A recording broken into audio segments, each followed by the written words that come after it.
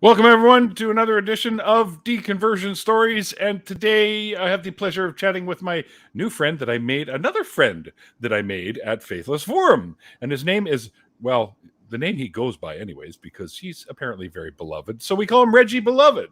And he is the founder of the Haitian Freethinkers. So we'll talk a little bit about that and how he got that going towards the end of the show. Of course, with me, as always, my producer extraordinaire, Mr. Mikey Famine, is also in the house, as they say. With the sauce. Yeah.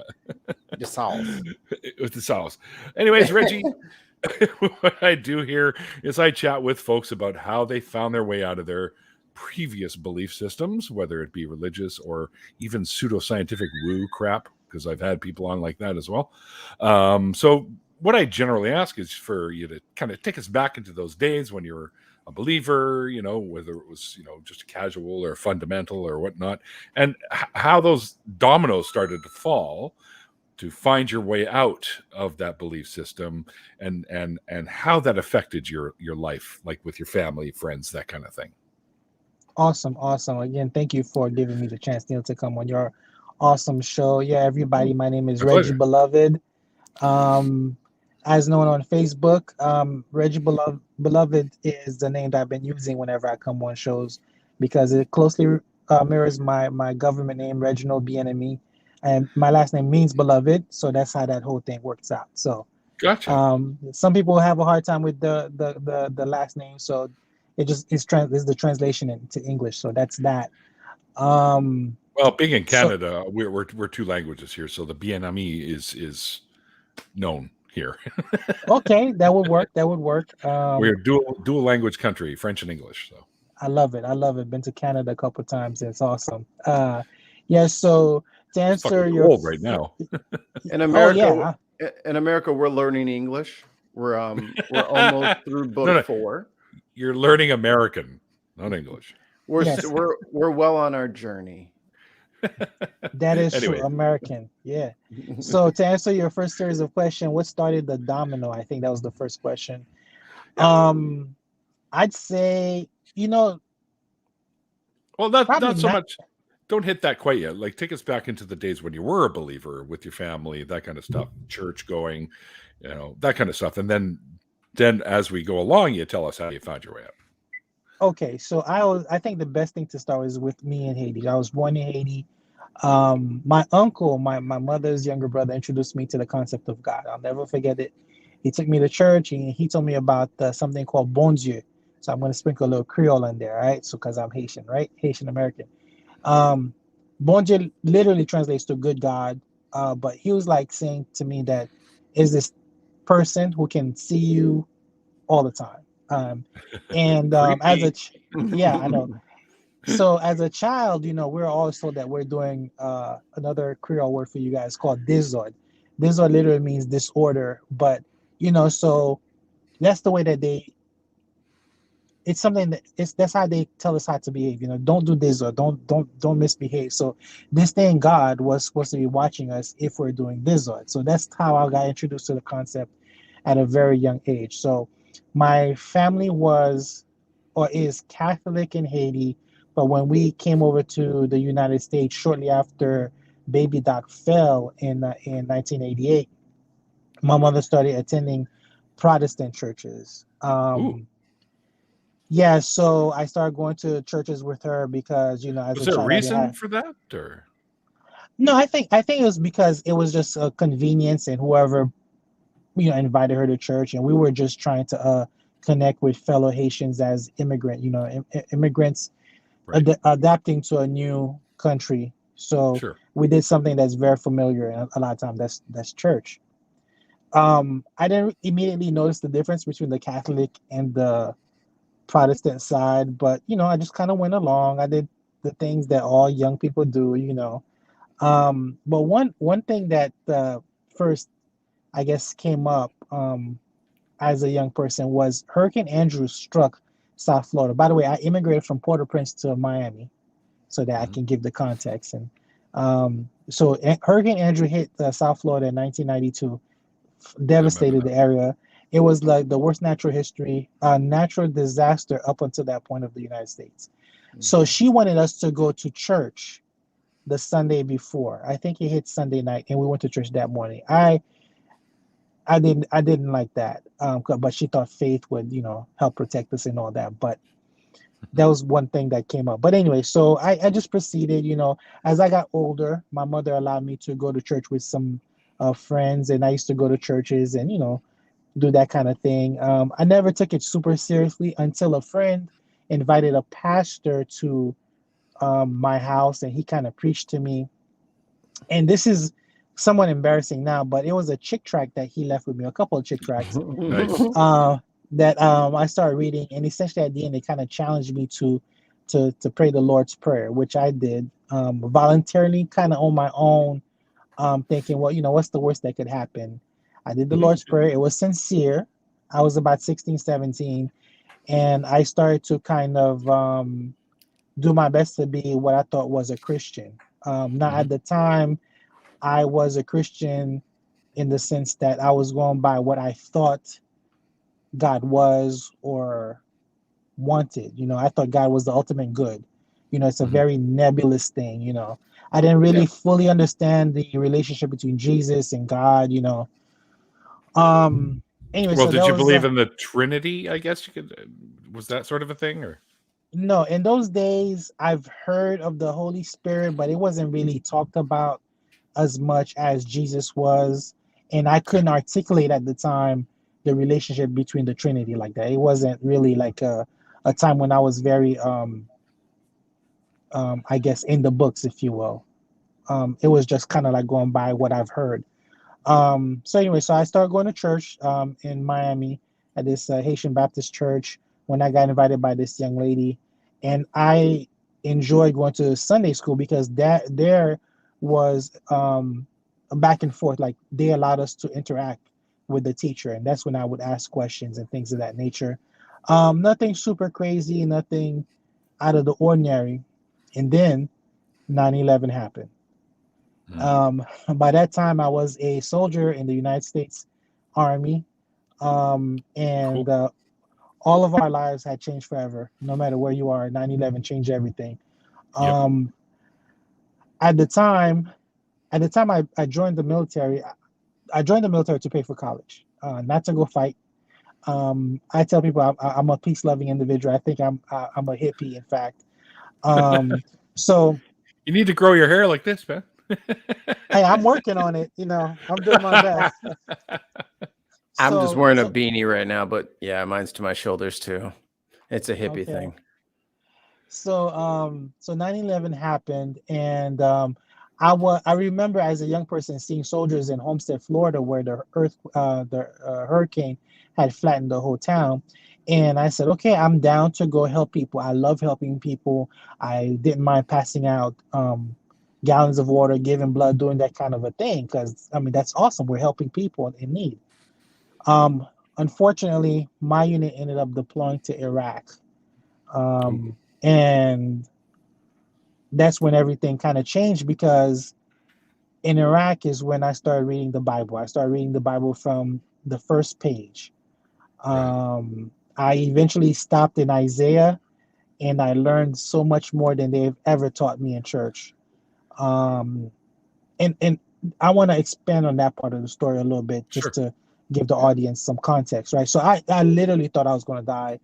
I really believed that I was a Christian, so I had a guaranteed ticket to go to heaven. But at the time, I was like 23 years old, and I said to myself, I want to know what's going to happen if I should die. Nobody talks in church about what are you going to do forever in eternity in heaven. They just say it's going to be very nice. You might see some family members, but but they don't really go into details. Right. So I figured I'd find the answers in the book. And I also was searching for the root of this conflict, because people had talked about how those people, meaning the people of the Middle East, have been fighting for millennia, that they hinted that this was a biblical or religious rooted issue. So I thought I was going to find the answers in the book. I really honestly thought at the time that the Bible was the world history book for all humanity. I really did. I thought that way. But little did I know, I would learn about, Adam and Eve, the true story, if you will. I learned about the massacre of Canaan, which was really messed up. Um, anyway, so I went back to my pastor and asked for an audience, and he told me that he wasn't as familiar with the Old Testament like I thought he should be. At the time, I thought a pastor was like a doctor, someone who is very well learned about their subject, and I They was are shocked that usually. sometimes, in my experience, after that, I found out that not every pastor is on the same level of knowledge. Sure. But I was happy that he was honest with me, so I just kept on reading. I kept on doing research, and I stumbled upon what eventually became more and more secular, more and more critical stuff, and I just kind of followed the rabbit hole down to the truth, if you will, as you might call it. And eventually, in 2009, I became an atheist. So that's the really shortened version of of my story. But between that time and when I understood that I was an atheist, I read a lot of books. I prayed. I got baptized. I think I did everything that you're supposed to do as a believer, um, to see if there was something missing, because I really found it very intimidating to be finding good, logical evidence and finding other people who knew like I did. It was like I was becoming into like a minority, and which is why it's very important to have community. Because I remember those days when you really felt like, oh my God, like, like how come nobody can see this? Well, it's, in my experience, it's because nobody actually reads the Bible. Most believers are very, very, very ignorant. And I find that to be true of not just Christians, but the other religious people too. Yep. Yep.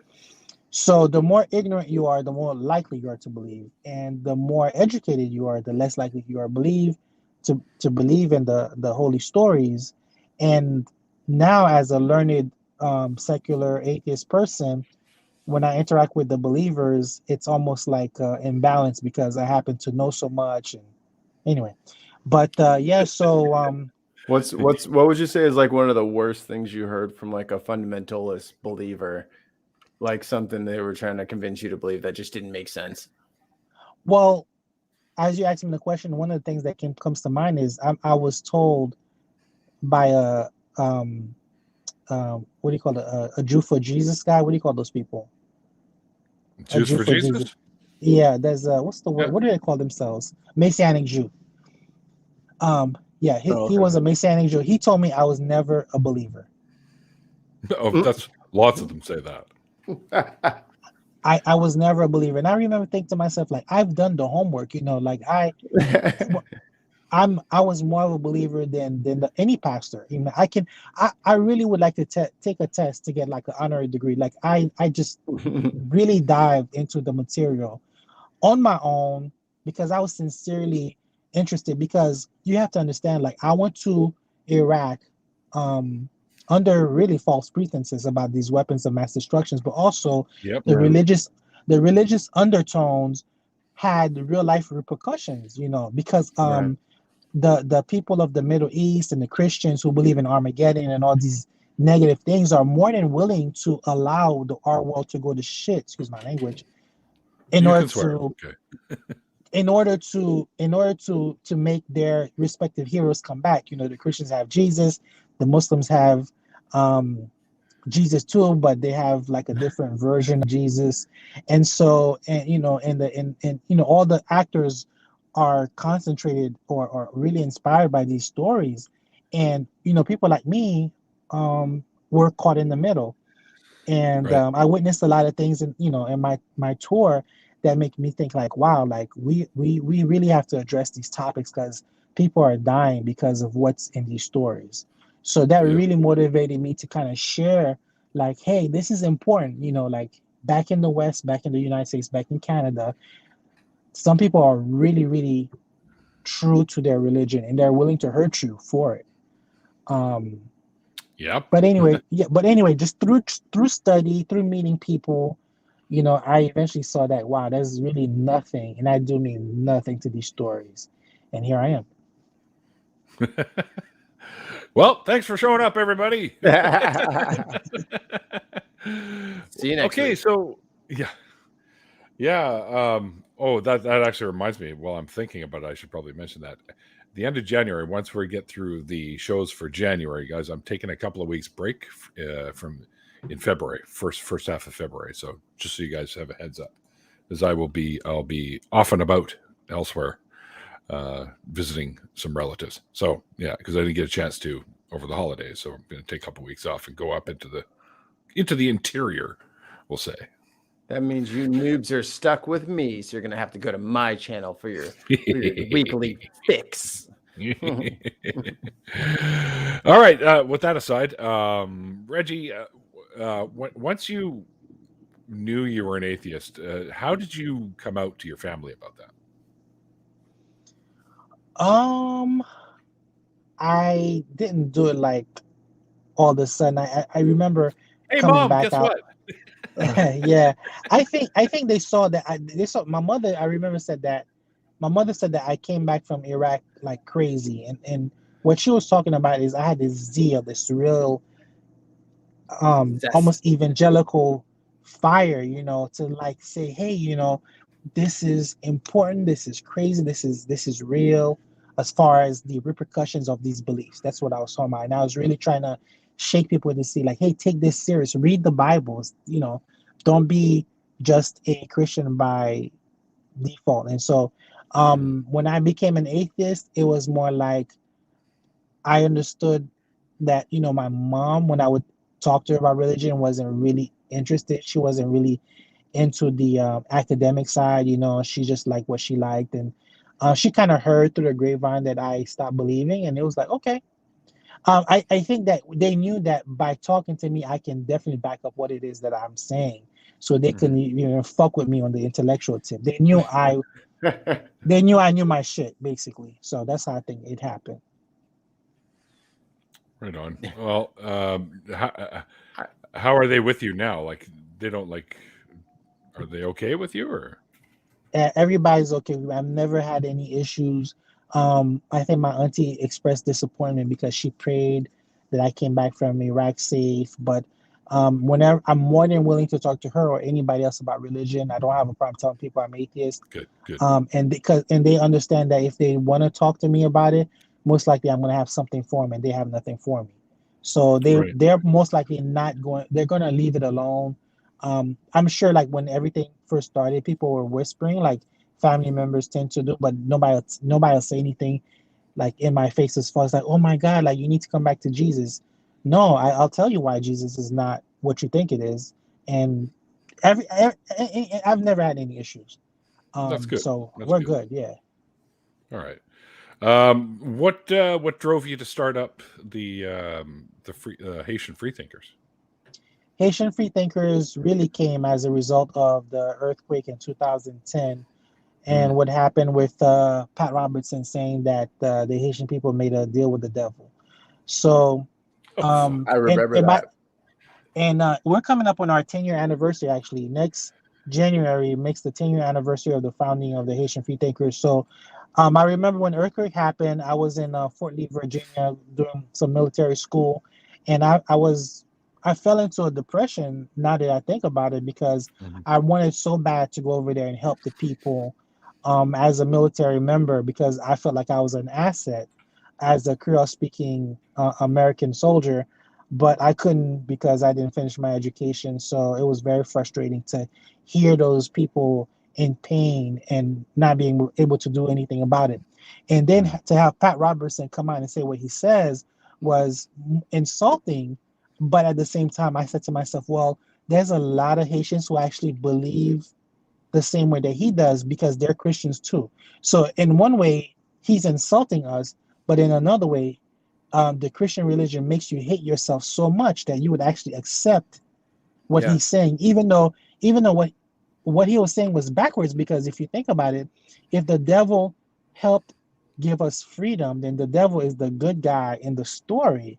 Yeah. But in the twisted mind of the Christian believers, they have to accept the insult that Pat Robertson did. said. So that was kind of like the genesis. And then I went to a secular meetup down in South Florida, and then I was sitting at a table with James Randi, the late great James Cool. Randi, and I expressed how I was frustrated in that that there wasn't anything for Haitians out there, and they said that somebody should do something about it. And I said, okay, I'm somebody. So with the help of my wife, I just started a group on Facebook, and almost 10 years later, we've surpassed all of my goals, which was to find just 10 Haitian atheists, and here we are. Yeah, so that's how it started.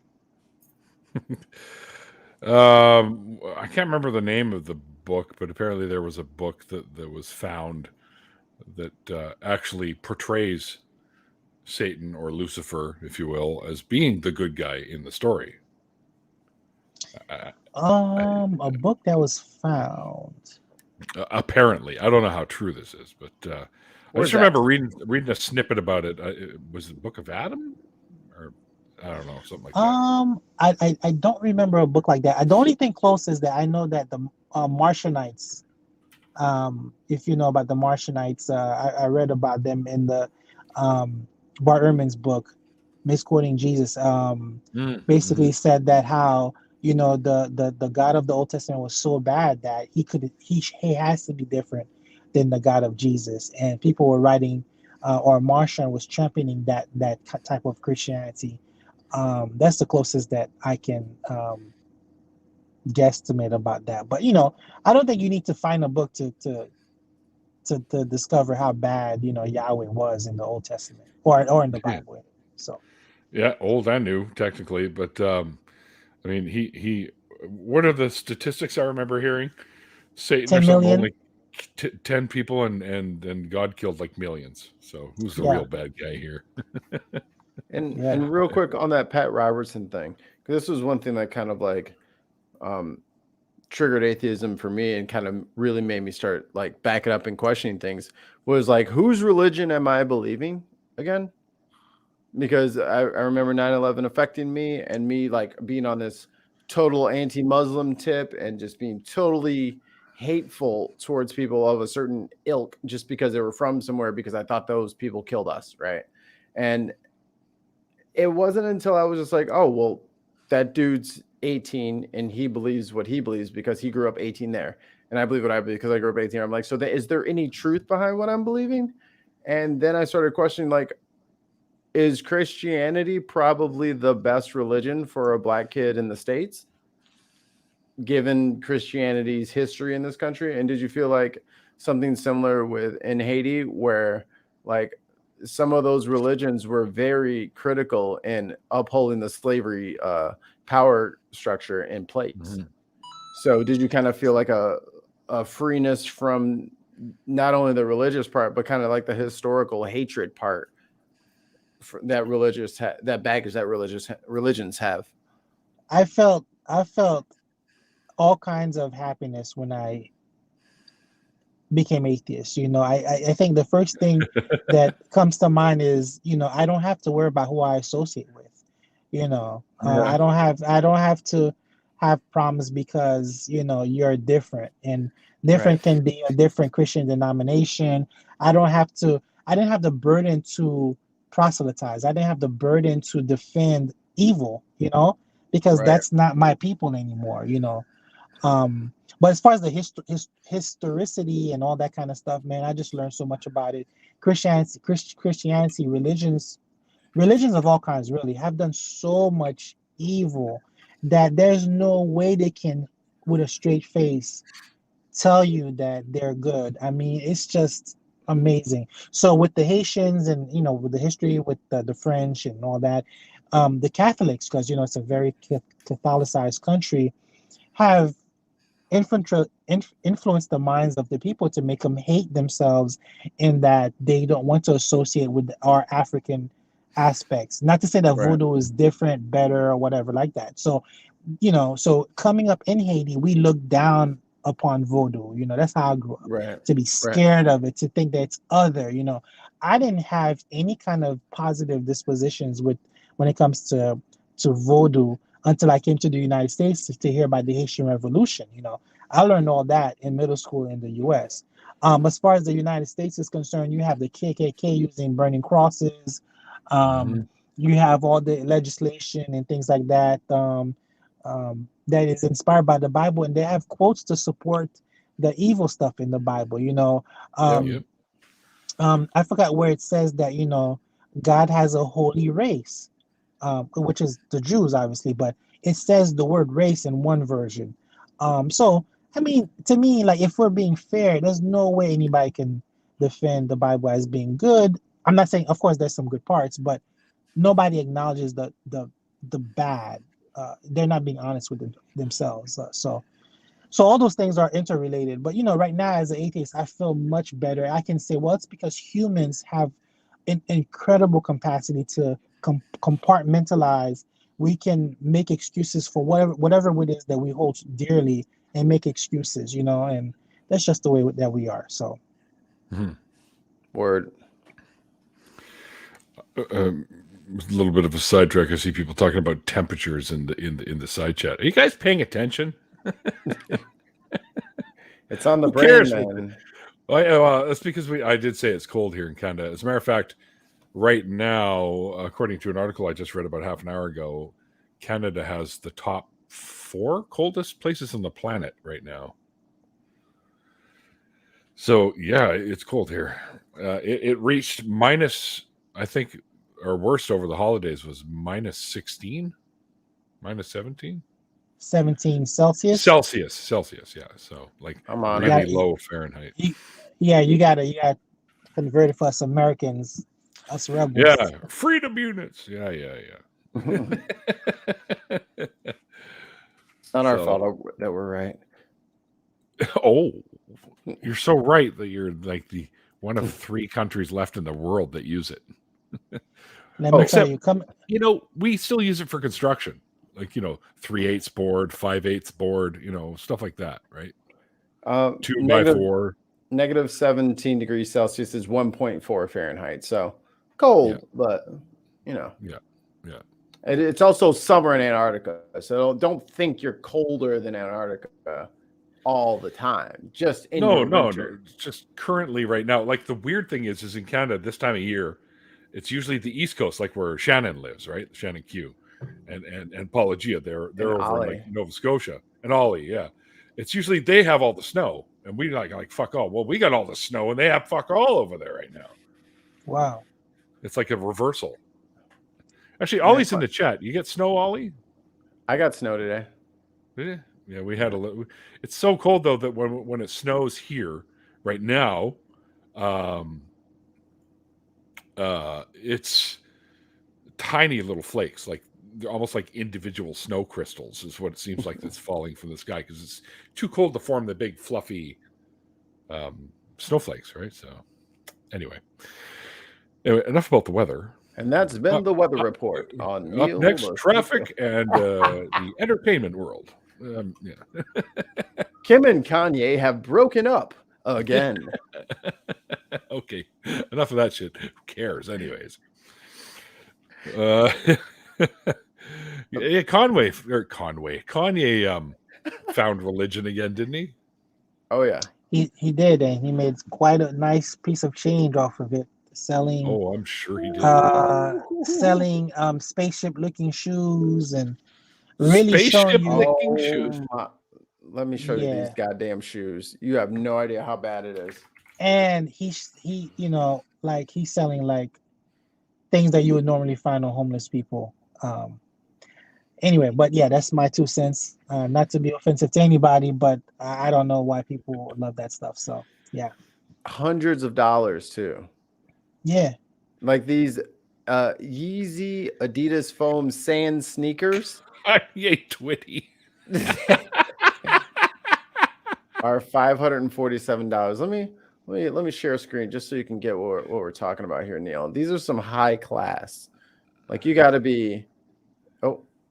What in the actual fuck are those? There you go. Those are $500 Kanye shoes.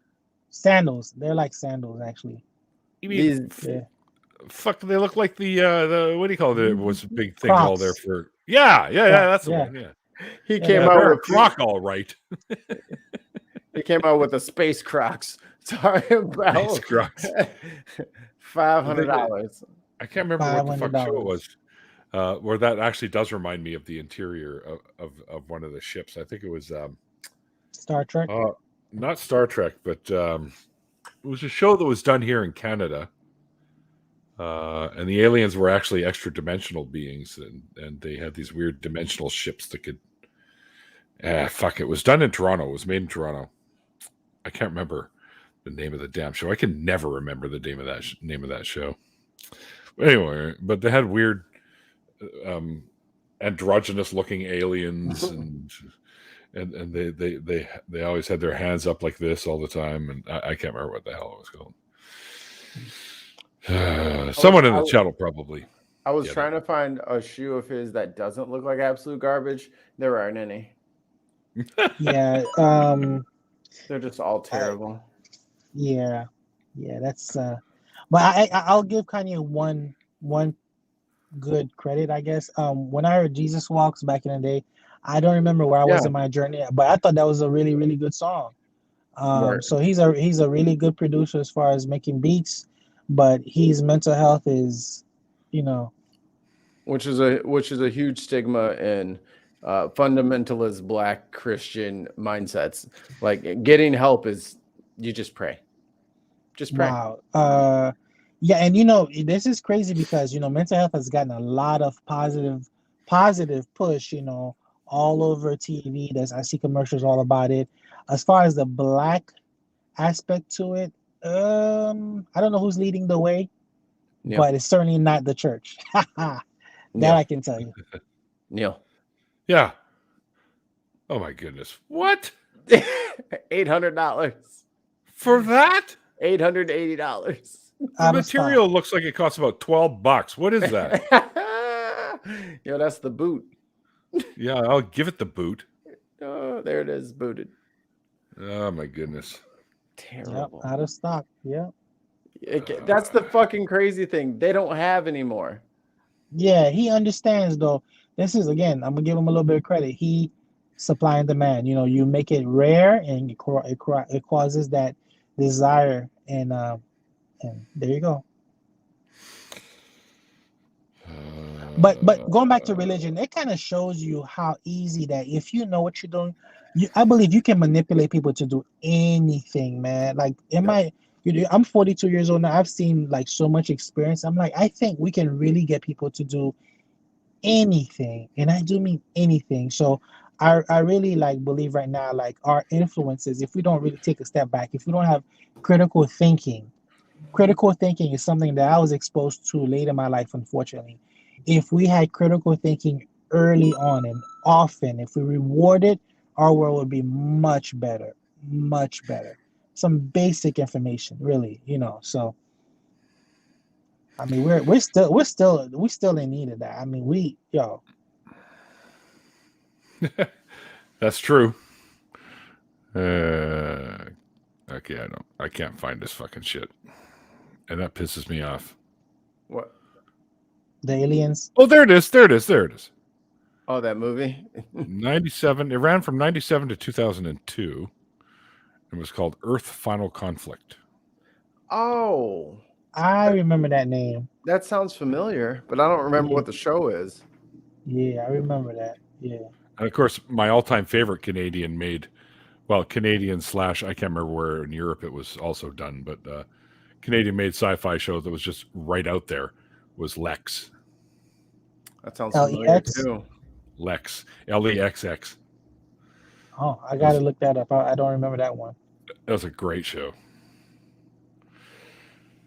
Yeah, it was a lot like Farscape, where the ship was actually alive, but it was shaped like a giant dragonfly. Mm. Oh, that's fun. Yeah. Dr. Cyrus knows what I'm talking about. Lex. Yeah. Mm. Yeah. So one thing I always ask everybody is like, so if you can go back in time and talk to yourself, your believer self, like what would you tell that former version of you? That's a good question. I would tell myself that I have a few like lines. I would say believe. They ask you to believe it because they know it's not true, or belief is not the same thing as knowledge. You know, all the time when we're trying to sell Jesus was the product, but um, I would tell my former self that the reason why they're asking you is because they know it's not true. To know is different and or better than to believe.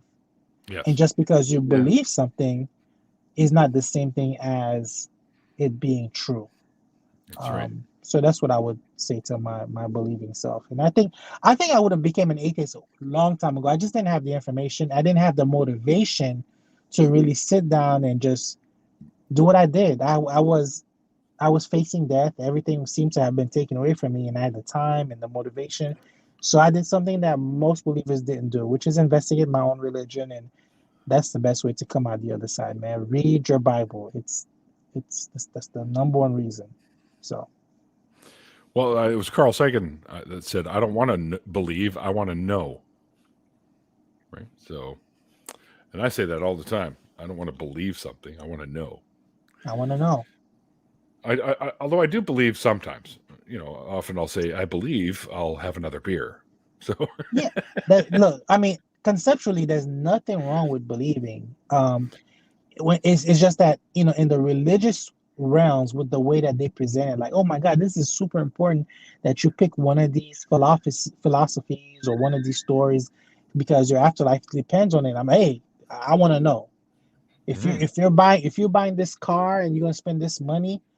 I want to know. If it's important to you, you want to know. You don't want to just believe. So right, exactly. Exactly. You want to know everything you can know about the vehicle before you purchase it, anyways. yeah, that would be the smart thing to do. Oh, yeah. Ollie raised a good point, and I should have mentioned that earlier. Earth Final Conflict was an idea hatched originally by Gene Roddenberry. The No, that's whole cool. idea was taken by a company that was, I think, a subsidiary of his original, the Roddenberry Entertainment fucking mogul family thing, whatever. Yeah. That they decided to take that idea of his to fruition. So, It was Earth Final Conflict. yes, that's the name of it. It's a really interesting show, that's for sure. But of a lot of the stuff that came out of the 90s for me anyways, it was Lex, and I loved Farscape. I just binge watched Farscape again recently. I Now remember Farscape. I know I'm on Naruto, so binge watching Naruto. Oh, and the final season, or the last season that they have done anyways, of Yu-Gi-Oh as well, which was the Vrains, I think they call it Vrains. Yeah. Which is cool. Transylvanian zombies. What? Brains. Okay, now I see what you're doing. That's how my brain works. I apologize. Brains. I like your brains. Transylvanian. Well, I don't know. I think we've covered ground here. We didn't talk about the group though. What group? The Haitian group. Yeah, Oh, Haitian Freethinkers. He just said it was formed. Yeah. Okay, yeah. Go into a little bit about what the Haitian Freethinkers does. Okay. Well, I can tell you what we did recently. Recently, unfortunately, there was another earthquake. 2021 has been a really bad year for Haiti. There was the assassination of the president in July. Yeah. And then a few weeks later, there was a storm that passed through, and then another earthquake. And we actually took action and raised over $10,000 with the help of Foundation Beyond Belief. I got to give them a lot of credit because a lot of people just came, helped out, and we raised money and we donated to those folks over there. So that was something that we did. But Haitian Freethinkers is there to provide community support and anything else that any person that is like me needs. A lot of times it's just to make them feel like they're not alone. So when I started Haitian Freethinkers, I was basically doing something that I felt that I could have used, as I was on my way out. We don't discriminate against believers. We're there to be like ambassadors, because a lot of times people can't comprehend that there's a Haitian person who doesn't believe in God. Like that thought is foreign. It's weird, Bamboozled. It's weird. So when I started the group, I was just trying to find just 10 Haitian atheists. I don't know the exact number we're at right now, but we've surpassed that easily. So we just continue to do that. We want to do more functioning things in the future. I Yeah. want to like model the group after Mendice's group, Black Non-Believers, Right. and just do more community stuff. Always attend stuff, and just help people as much as I possibly can. Kind of like what happened with the earthquake Right. stuff. So yeah. So And I guess go ahead. okay. Kanye. And like, how can people like help if they want to help or are in a position to? Just contact me. Well, So I have the I've link said I've to your website.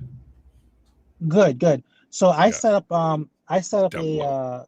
A PayPal recently because a lot of people are willing and able to help, and so now it's time to like figure out what's the best way to use those energies and funds in a positive way. And there's always something there. And what I really wanted to do, one of the other goals of Haitian Freethinkers is to provide information in Creole. So one of the challenges that I discovered as I formed the group is that, if I want to share something about pretty much anything, you can just Google it, go to YouTube and say, here, this person explains it better. But, a lot of times it's in Creole.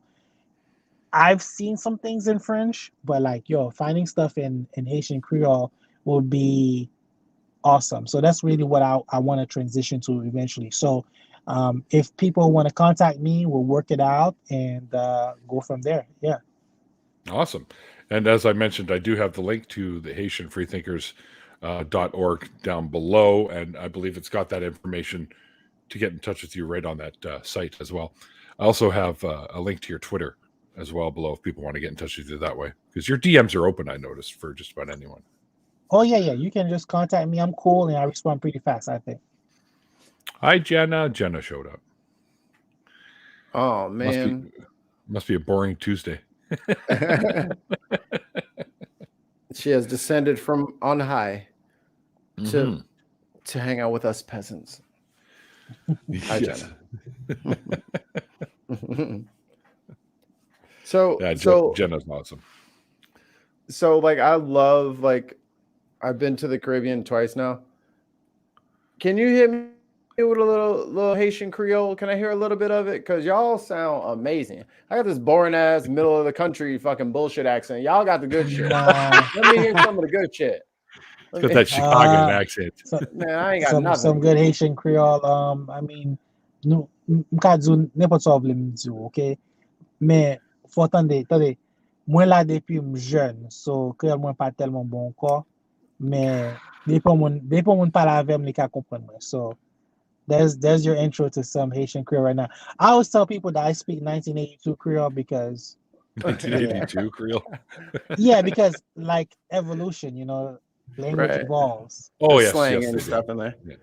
So yeah, but yeah, people still understand me, and I've passed the embarrassing stage because I just accept the fact that I just been here for a long time.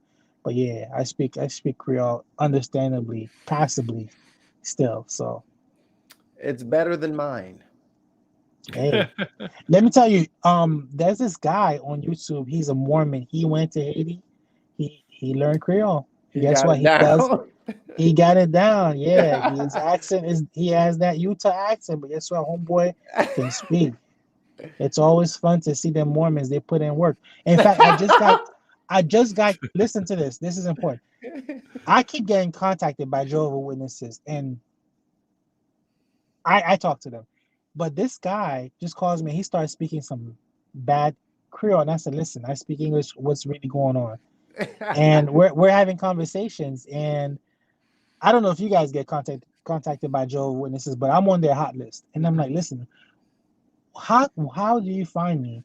And they told me something I didn't know. They just use open source ways to like contact me, and somebody put me in their little black book as a Creole speaker, and now I keep getting these. What? Yeah, and I talked to them, and like the last two guys I spoke to, I'm trying to tell them all this stuff that I've learned in like 5-minute, 10-minute conversations, and they're telling me that Jehovah is everything. Jehovah got all the answers in creation, everything that pretty much all believers, no matter where they're from, tell you. Look at the sky, look at this truck. So it's hard to really, it's hard to break down people's understanding after years of conditioning. I try not to be mean. I'm trying to practice Anthony McNambosco's street epistemology, Yeah. but Yep. it's hard, man. It's hard to sit there and listen to a grown adult tell me that somebody the came issue back I to have. life, and I try. I'm trying to be nice, but it's hard. It It's is. hard. It is, but the more you do it, the easier it gets. Oh Like, yeah. I've actually spoken to some Mormon kids that walk past here trying to knock on doors, but of course, a lot of I live in an area where they're mostly apartments, and they do have some condos and houses and stuff, but they can't get into the building, right? And even if they do, they can only access like the floor that the main door is on. They can't get to any other floors. So we have top-notch security around here for the buildings. But I've spoken to them many times, and and when a lot of the times I ask them, an easy question I think is, what convinces you of what you believe right now? And most of the time, all they say is, well, God's word. Why does that convince you? Yikes. The Mormons have this one particular line in my experience. They prayed about it and it came true. That's it. Yeah, but how do you know it was the prayer? And how? So if it would have failed with Jesus, they would have been like, "Come on, Muhammad, damn it! Come on, Well, Buddha! guys. Come on, Buddha! Damn it, Confucius!" Well, Fuck. In my experience, like the depending on the denomination, you hear pretty much the same answers from all the different individuals. I think it's almost a script, which is kind of sad because sometimes it feels like the individual has lost any sense of uniqueness. But yeah, that's been my experience anyway. I feel like they traded away for safety. Like they'll give up their freedoms if they feel like they're safe, and going to heaven, nothing safer than that. So it's a false safety, but they don't know it's false. They don't know that. So I've been working. I've been working on like some good questions to kind of like jog their minds, and I think. Ooh. We lost you. Yeah, we lost your audio again. Nope. Well, first of all, unmute yourself. It's because his device disconnected. Oh, hello. Got to reconnect. There we go. Yeah, there you are. There you are. That's crazy. Yeah, it happens. I had faith, technology. and I had faith, Guys. and it got fixed, or maybe not. Well, he's got to reconnect the sound. Can you hear us now? Can you hear me now? Can you hear me now? Good. That guy. I was going to say earlier. I always find it funny that. All right, good. But can you hear us, Reggie? Can you hear us? I got an Amber Alert. Amber Alert. Somebody snatching babies. Yeah, that's no good. It's reloading, so I am still here. I think ex-evangelical Carol. Anyway, I'm just going to continue as if a few you can minutes behind. see me because it says live. We are live. Yeah. Falsifiability. So, can you disprove what you believe? If not, then it's not really useful. That's what I was trying to get into. Not sure if you can see or hear. We can hear you. We can hear you. Insane.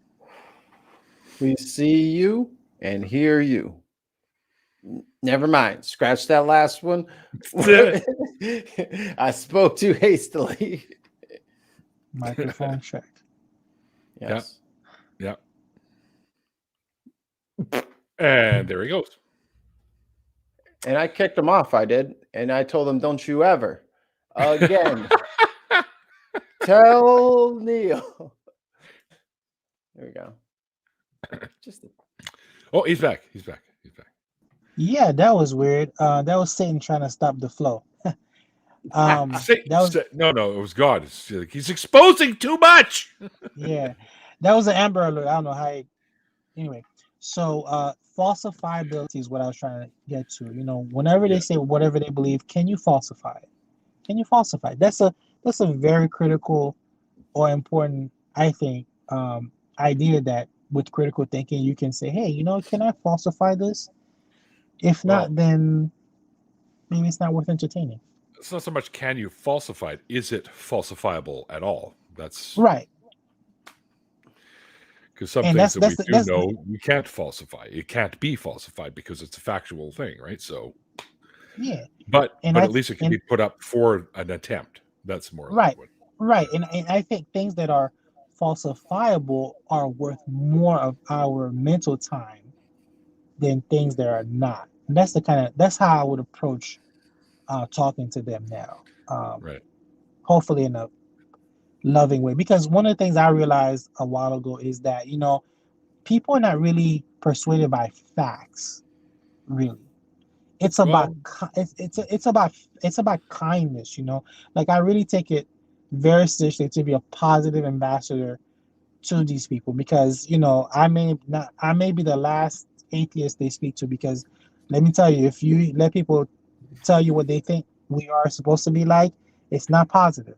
Okay. Mm-hmm. And so I want them to say, like, well, this guy, he was all right with me, you know. So yeah, which is what you want. That's one of the things that we aim to do, is to bring the atheist community, so to speak, because it's quite splintered these days, but to bring atheists in general into a better light, because they've been painted with shit brushes for years, right? So and it's not easy to do, but I think slowly but surely people are starting to notice that not all atheists are dickheads.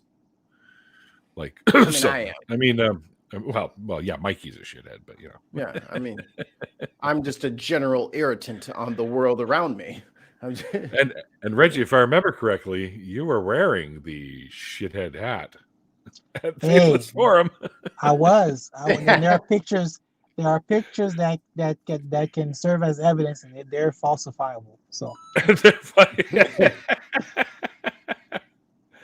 Yeah, I have evidence, because I think we posed for a picture. We did. I have it. There it is. There it is, right there, folks. Oh my God! Oh my God! Right there. He's wearing the shit wait hat. a minute! Right slander. Yeah, I had such a good time. Let me tell you, it was so surreal, because, you know, COVID is back. You know, back with a vengeance. You know, affecting the NHL, affecting the NFL, affecting my job. There's like 8-7 people out. You know. And so we were able to gather in a nice space. Thomas did such a great job. I met so many people that, you know, I admired, including you, Neil. And it was good. It was good to be back together doing what we really care about, and everybody was so nice. It was a really good time, and I look forward to the next one. We're working on it. I'll probably be more involved in the next one. As I stayed at Thomas's place, and he's one of the founders. And he wasn't even sure if there was going to be a next one, but I think I persuaded him to do it. I said, "Do you need any extra help, man? Fire shit my way." You know, Stephen said he would help. Many people are willing to help out to make it happen again. It just may not be a year from now. It might be a year and a little bit. Oh yeah, definitely. We need that break. Because COVID looks like it's going to be here for, unfortunately, too long. Plus, Thomas needs help. He shouldered too much of the responsibility, and I'm going to do my part to help him out as well. And let him know. I will. And the community needs this. You know, I know about the splinters and stuff like that, but guess what? We're all humans. It's okay to disagree. Yep. Okay. We can be the example of what it's like to disagree but have dialogue if possible. You know what I'm saying? Yep.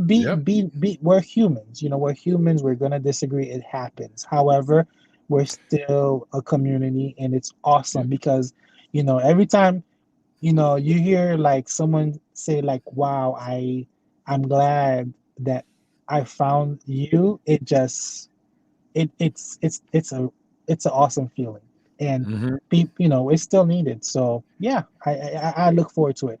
Next April is going to be the American Atheist Convention here. I live in Atlanta, so I'm going to attend that one, and I'm not sure what's going to happen after that, but whatever comes next, whatever Thomas, and I know he got into the little accident. If you hear this, buddy, I'm here to help you. And yes, I'll write him Yeah, he on the wiped social out on his mediums as well. motorcycle. Yeah. Ooh. So He's okay, but he was a little bruised up, but that's about it. yeah. So That's why, man, He people just can't got drive the around bike here. fixed too. People can't drive around here. That's why I'm not on no damn bike. Yeah, try putting a layer of ice on the road like we have here. See how people Man. drive. I'm in a It's the fucking first time in probably 20 years that I actually bought winter tires this year. wow. Yeah. That's how my often we don't get snow. My truck, my SUV is like 18 feet long, and they still almost run me off the road. I couldn't imagine being in anything smaller than that. Drive like absolute nuts around here. At least it's doing better. Be careful. Oh, buddy, we got Aaron. We got Aaron really good at Faithless Forum. Oh my goodness. He was so drunk that Eric Murphy and V they bought him a bottle of what's it called? The End was the name of the hot sauce, and it's 7 million on the Scoville scale, and he didn't believe him when he said, "Oh, here we got you this really hot sauce. It's 7 million pepper sauce, right?" And Aaron's like, "No way, there's no pepper itself goes over 3 million." So he unscrews it. He takes a big swig, and it's super thick. So he didn't get a shit ton, but he got enough that his face was on fire. He said, "Holy shit, it is. It says right on the bottle, 7 million. It must have capsaicin, pure capsaicin in it." And it did. So how drunk was he? He was so drunk that if he was a smoker and he went to light his cigarette, his breath would catch fire. That's how drunk he was. Unless he burned the cigarette with his lips. Burn off his eyebrows. and his little, what do they call that? A Fu Manchu mustache that he has. Yeah. Was that the day that he had the pirate suit on? That was the following day. Okay.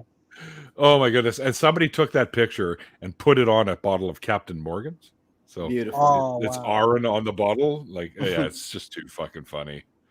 Anyway, you know what? We managed to do the hour, Reggie. So yeah, went by fast. We managed to do that.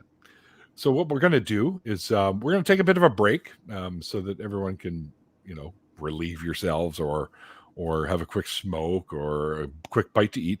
We'll probably break for about 15 minutes or so, and then I'll give you a new link, and you can hop in with us to the after party, and you stick around for as long as you want. You don't have to stick around all night because I know it's going to get fairly late, as they do. But Ollie's in the same time zone as you, and he usually sticks around till, I don't know, 9 for me anyways. But we're not going that late. We might go for a couple hours tonight, guys, because I'm bagged. I didn't get a lot of sleep on my days off, which I should have, but or should have, I should say. Should have isn't a thing. It's a contraction. It's should have. It's not should of OF, which I see all the time, which is silly. But anyway, should have. I should have slept, and I didn't sleep. See, I can't even think straight. But anyway, I was trying to help. I was like, "It's a word. You're okay." And that just made Anyway, Reggie, man, thank you so much for joining me today. It was great having you on, and thank you for sharing your story with us. I hope that someone who might stumble on this gets a little, feels better about some stuff, because that's basically why I do this, is to help people that might be having doubts or questions or sitting on the fence. Yeah, no doubt. And for them to know that there are people out there that have been through it, and we're still here and we're happy that's always what seems to be what we want to have out there. So thank you, my friend, for hanging out with me today and sharing your story. Oh, you're welcome. Thank you guys for the opportunity, and thank you Pleasure. everyone. And yeah, leave we'll yet. see you. I'll see you at the after party. I'll try Don't to leave yet. hang in there as long as I can. Don't leave yet. Oh, yeah. Okay. Don't leave it. We're not quite done. Thank you Okay. to everyone in the chat. Like it says below there, over on YouTube, Twitch, and not so much Twitter, because they don't really have a chat on Twitter. People can watch it there, but I don't think there's much of a chat. But my patrons, you guys are fantastic. Thank you so much for what you help or what you do to help the show. It's very much appreciated. I hope everyone had a great holiday season this year, celebrating whatever it was you were celebrating. I pretty much stayed home the whole time, and my sister's an anti-vaxxer, so fuck, you know. Whoa. Yeah. But that's okay. I told her I'd come out for the New Year's thing, so I'll just, wear a body condom when I'm over there. I was about to say, everyone send your gas mask supplies to P.O. Box. What is this job you speak of? I have a job. Fuck you. Anyway, so yeah, quick reminder coming up. We're hoping for the springtime. Randolph and I are starting up the True North Talk call-in show, which will pretty much be, I think, one of the first ones in Canada. Anyways, I think there was one a while ago, but it stopped. But anyways, it's called True North Talk. You can head over to www.truenorthtalks.ca if you want to learn more about it, and it'll send you over to our YouTube channel so you can sub so you don't miss our launch date. Myself and many other wonderful, wonderful people like Mr. Mikey here, and the beautiful black female atheist, also known as Jenna, in the chat there, are some of the co-hosts of the revamped, relaunched Nonprofits, which airs 3 p.m. Central between Talk Heathen and the Atheist Experience every Sunday. And we are getting back into it. We were going to do it earlier, but all three of us had issues for the day we had planned, so it got bumped. But myself, Seamus, and Andy over on Andy's channel, Laughing in Disbelief, do a little funny show usually the last Saturday of every month called Atheists Drink It Out Loud, and we poke fun at stuff and have a good time for a couple hours. And we always have a guest with us, so be prepared if a message shows up in your DMs and I'm like, hey, jump in here. Ooh, excuse me, too much chili. Well, that's about it, guys. So like I always say, at the end of the atmosphere, where did that come from? Oh, Neil, go to bed. Fuck. Anyways, like I always say at the end of the show, the episode, like the late great Christopher Hitchens once said, shut up, Mikey, it's called faith because it's not knowledge. And we'll see you guys next time. Link to the after party is down below, and it'll also be at the end of the music. So see you guys next time. Cheers. Atmosphere.